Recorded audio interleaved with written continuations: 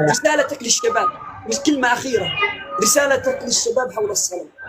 وراح أنزل هذا، ما نزل الفيديو كامل، نزل رسالتك للصلاة فقط.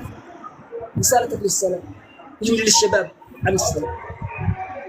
رسالتي للشباب: أنت بدون صلاة خاسر كل شيء، خاسر بركة المال وبركة البدن وبركة الولد.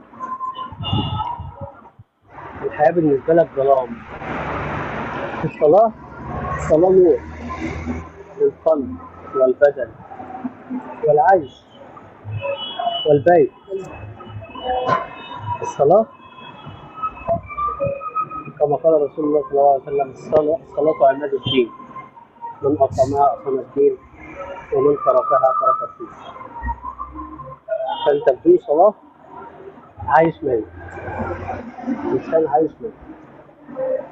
فربنا يهدينا ويثبتنا ويرشدنا لطريق النور والهداية. وأنت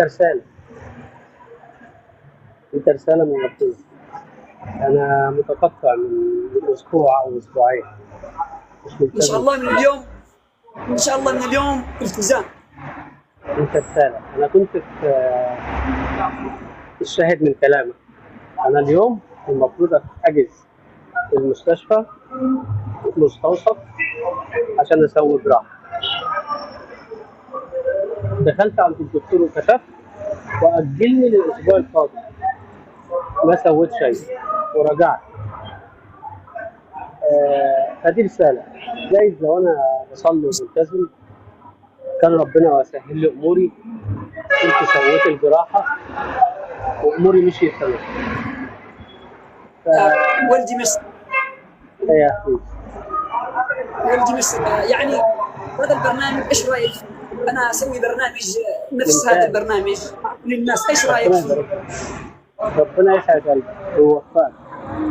والدي مصر، انا سويت لك متابعه، اتمنى انك تتواصل معي دائم واتواصل معك دائم. احبك في الله. بي والدي مصر. احبك الذي احببتني فيه.